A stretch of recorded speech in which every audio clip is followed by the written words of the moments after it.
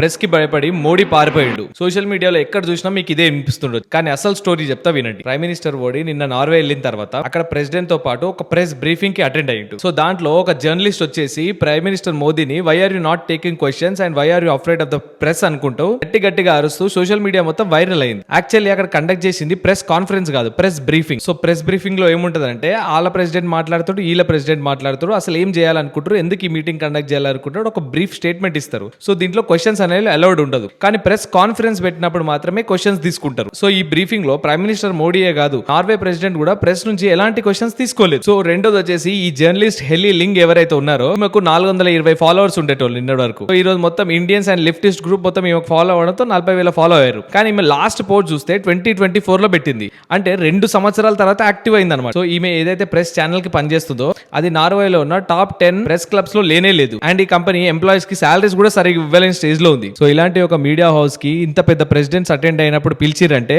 ఇది ఒక pre plan గా చేసిన అటాక్. ఇంటర్నేషనల్ స్టేజ్ పైన మోడీ ఇంకా ఇండియా ఇజ్జత్ తీయాలని ప్లాన్ చేసింది. దానికి సపోర్ట్ చేస్తూ leftist media and Congress media అందరూ కలిసి మోదీ పైన ట్రోల్ చేస్తున్నారు. సో అక్కడ ఉన్న ఫ్యాక్ట్స్ అనేది మీ ముందు పెట్టినా దీని గురించి మీరు ఏమంటారో ఒకసారి కామెంట్ చేయండి. Thank you.